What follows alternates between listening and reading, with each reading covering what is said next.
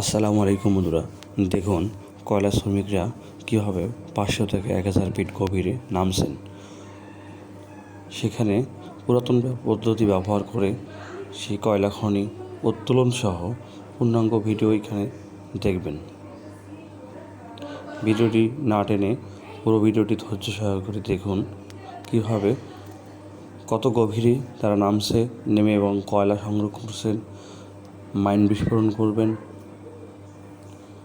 পূর্ণাঙ্গ ভিডিওটি এই ভিডিওটির মধ্যে আছে, আপনারা ধৈর্য সহকারে একটু দেখুন কত বিপদ হতে পারে মুহূর্তের মধ্যে। এইখানে দেখুন আবার এখানে মাইন বিস্ফোরণ করছে।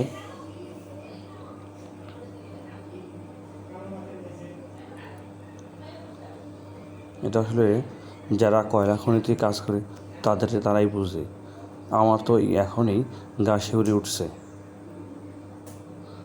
দেখুন কয়লা খনি থেকে কয়লা উত্তোলনের জন্য কীভাবে সিগন্যাল দেওয়া হচ্ছে। দেখুন সিগন্যাল মোতাবেক সেভাবে কয়লার খনি ট্রলি উঠতেছে উপরে।